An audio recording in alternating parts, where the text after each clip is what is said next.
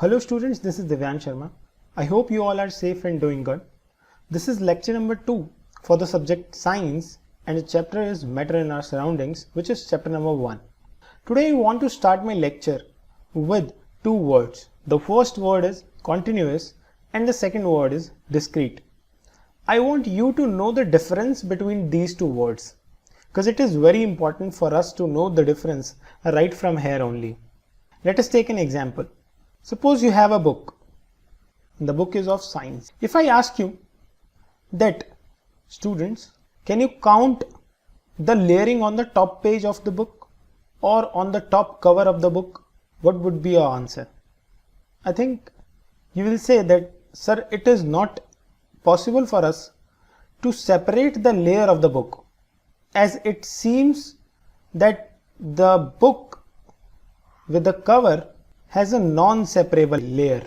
That means it is not easy to distinguish the layers of the cover of the book. But if I ask you, students, count the number of pages in the book, then you will be easily giving me the results. Why is it so? So here is the logic. Those layers or those things in which you are not able to find the difference, the finite difference, are known as continuous, such as the cover of the book, such as one page of the book, such as your wall.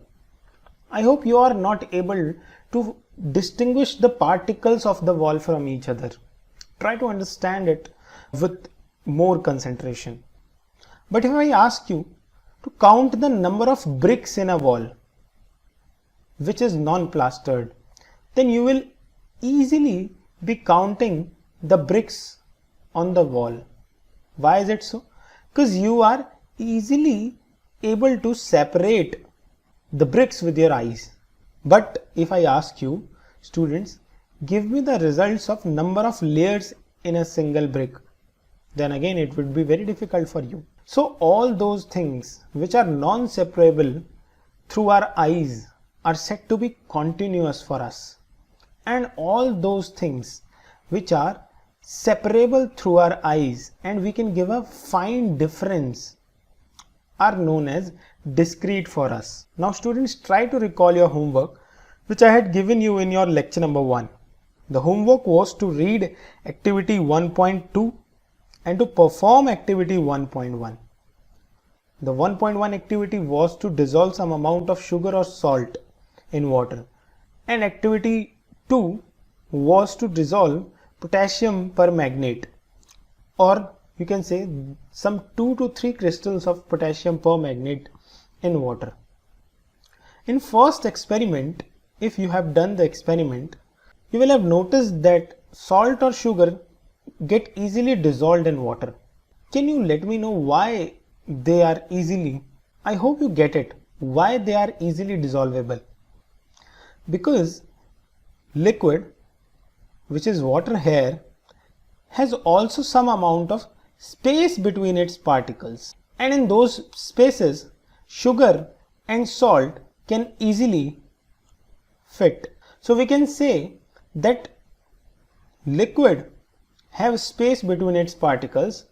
That is why salt and sugar are taking their positions even in the water, and they are dissolvable, which concludes that liquid has space between its particles. And in 1.2 activity, potassium permanganate was easily dissolvable in water, and when we were taking samples of potassium permanganate solution up to 1000 ml of water, we could see the color still present there, which indicates that the particles are very small and they are beyond our imagination.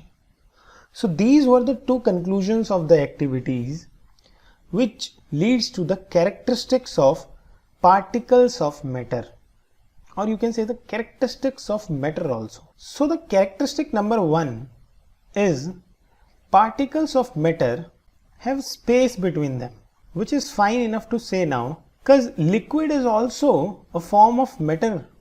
One student asked the question in the comments of the last video that, sir, how matter is made?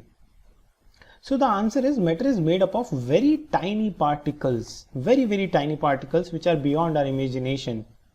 And liquid is also a form of matter. It's not anything different than matter.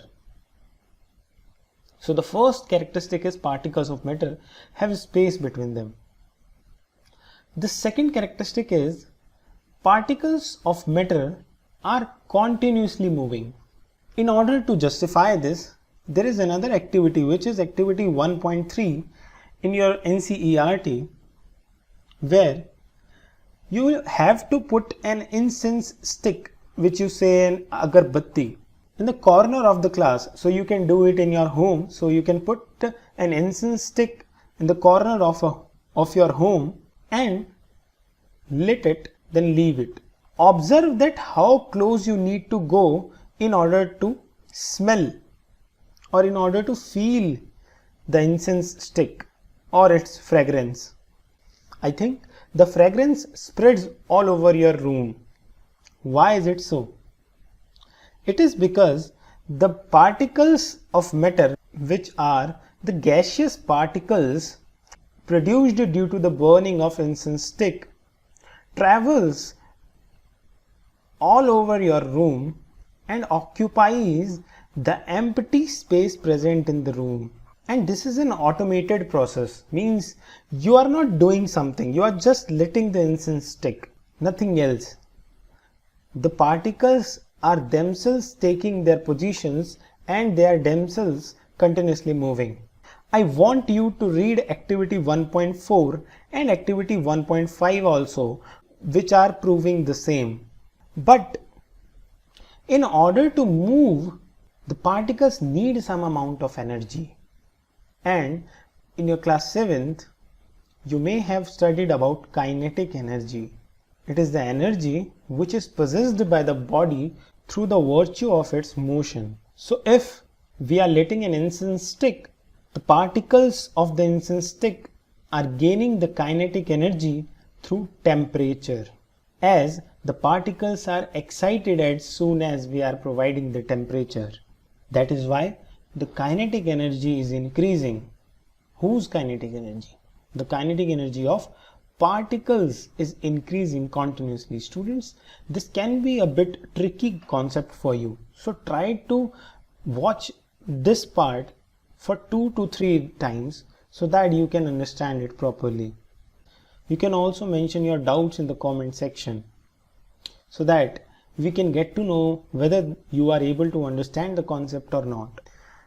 So every matter in this nature, in this universe, needs some amount of kinetic energy to move from one place to another, and that kinetic energy can be supplied through various mediums. It is temperature here.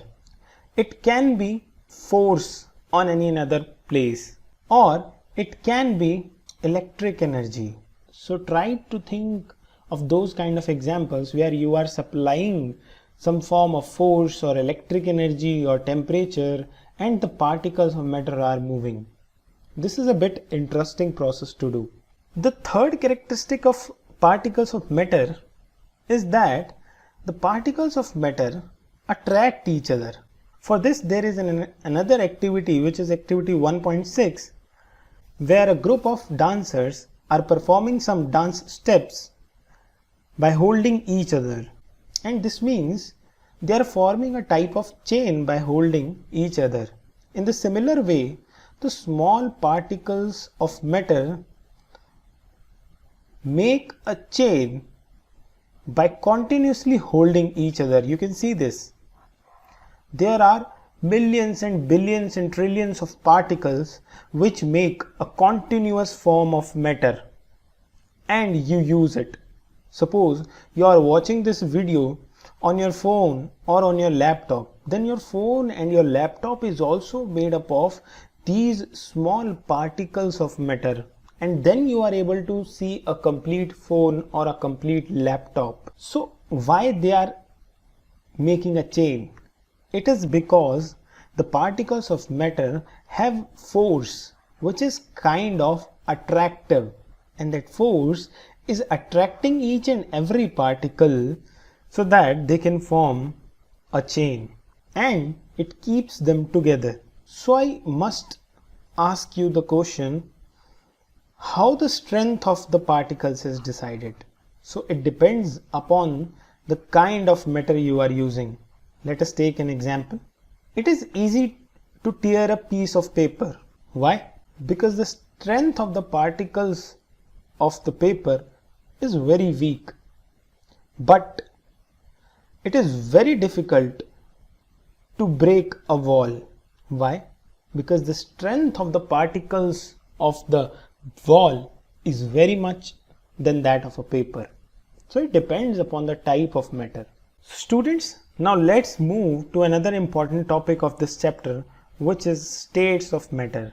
So in order to make you understand about different properties, characteristics of matter, I have been using a lot of examples. Some examples are solid, such that of wall. Some examples are liquid, such that of water. Some examples are gas, such that the gaseous particles of incense stick. So students, these are the three major states of matter which you need to study in your class 9th. All the matter is assumed to be made up of these three main states of matter. And why these are three distinguished states of matter?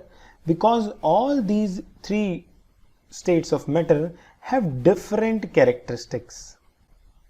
And these characteristics are the whole sole reason to divide the states of matter into three major parts. So let's discuss all the states one by one. First of all, let's discuss the solid state. So in order to say that this substance is solid, there are some criteria which we use to define. Some of the criteria are definite shape, distinct boundaries, fixed volume, negligible compressibility. So these are four major characteristics with which we can say that the substance or the form of matter is a solid. Solids have definite shape. The shape of a glass, the shape of rubber, shape of chair, shape of your laptop, or there are n number of examples, is fixed, definite. Right? You are able to distinguish the state of matter with respect to their shape. A bucket has a different shape than a cup. Why? Because it is a solid and have a fixed shape. Then there are distinct boundaries. That means you can easily draw the boundaries of the solid state of matter. Suppose I have a phone. Then I can easily draw the outer boundaries around the phone. Or even if I have a stick, I can easily draw the boundaries outside the stick. Or suppose if I have a piece of paper, I can easily draw the distinct boundaries around the piece of paper. Then there is fixed volume. What is volume? Volume is the result of product of area and height. So suppose if I have a cylinder, then if I calculate its base area and multiply its base area with the height, I can easily get the volume. Volume can be easily understood in terms of the capacity of the container or capacity of the substance of the solid. So they have fixed volume. It changes from one shape to another shape. Then they have negligible compressibility. Means if you try to compress a piece of paper, then it will not get compressed with a significant figure. Means the paper will not get compressed so that it can be noticed. Or if you try to compress a printer or a table, they will not get compressed easily. So they have negligible compressibility. But then there are some states of matter in which some of these characteristics violates to a limit. For example, a rubber band can change its shape on stretching. So whether it is a solid or not, I want you to think about that. And sugar and salt take different kind of shape with respect to the jars in which they are kept. So are they solid? And what about a sponge which we can compress easily? So is sponge a solid? So all these questions are there for you in order to think more about solid state and try to study it, try to get results for the questions I have asked. Now let's discuss the second state, which is the liquid state. So liquid state have also some kind of properties which they follow. That is why they are known as liquids. So the first property is they have no fixed shape. For example, water. For example, any kind of solution which is in liquid form. They don't have fixed shape, but have fixed volume. Means the area and the product of height which they occupy of a container is fixed. It does not changes. They can flow is a third property of the liquid state. They are not rigid, means they can flow but can be called fluid. So you have activity 1.10, which is an interesting activity with respect to the liquid state. You can perform that activity in your home, in which you need to collect a sample of different kind of liquids such as of water, of milk, of juice, of cold drink or of cooking oil. Then you need to put them in containers of different shape. And then the activity goes on. I want you to read the complete activity and perform it and get to the conclusions and try to relate the conclusions with the characteristics of liquid state so that you can understand the characteristics in a better way. Now there is another term which I want to explain here, which is diffusion. So there are aquatic animals which can easily breathe underwater. Why is it so? It is because dissolved oxygen is present in water. But my dear students, oxygen is a gas and water in which it is dissolved is a kind of liquid. Then there is salt also which is present in water. You can say majorly in sea water. So what does it concludes? It concludes that solid, liquid, gas, all these states of matter can diffuse, can intermix in each other. And that is why the survival of aquatic creatures become possible. And the rate of diffusion is different for gas, liquid and solid. So it is higher for liquids, means in liquids the diffusion is easy and it is lower in solids. So why the diffusion is higher in liquids and lower in solids? It is because solids have very less space between their particles. That is why it is tough for any another particle of gas or liquid to get or to get into the spaces. While in liquid, the comparable space is larger. That is why it is easy for the particles to get into liquid and diffuse. So here you got an important concept of diffusion.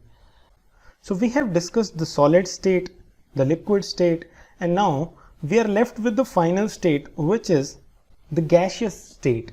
So similar to solids and liquids, gases have also some kind of properties due to which they are considered to be gases.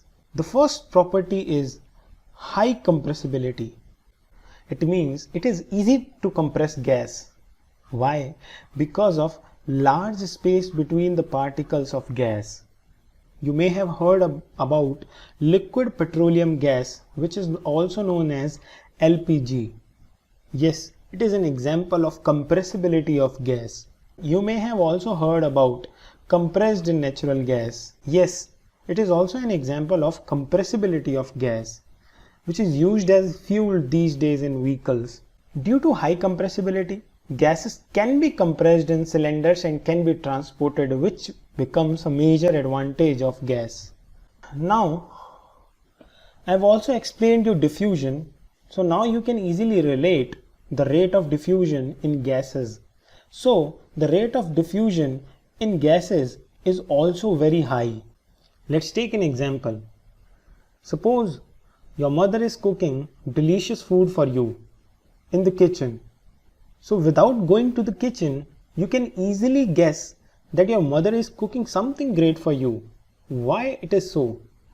It is because the aroma of food mix with the particles of air and spread from the kitchen to all the nearby places and hence to the room in which you are sitting, which proves that the gases have very high diffusion rate in comparison to the solids and the liquids. The another characteristic is the particles of the gaseous states move randomly here and there with high speeds, and due to this random movement the particles hit each other, which contains a kind of pressure on the container in which the gas is kept. And what is pressure? I want you to revise the concept of pressure. So there is a lot to do for you in order to relate all the concepts which I'm explaining through the video sessions. The video sessions are very important for you. The tasks which I'm giving you constantly, or you can say homework, is also very important for you.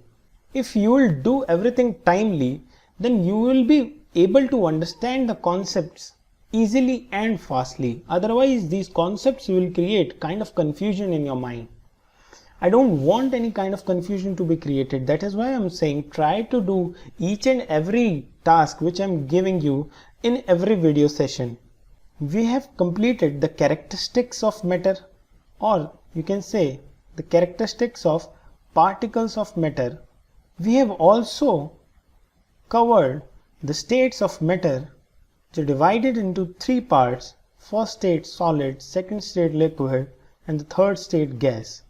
We've also studied about some concepts such as diffusion, such as compressibility. So I want you to revise all these things which you have studied till now, and we can discuss, can matter change its state and how it can change its state? What is evaporation? So these concepts will be coming in the next video sessions. So stay tuned, keep studying, be safe. This is all for this session. See you in the next session.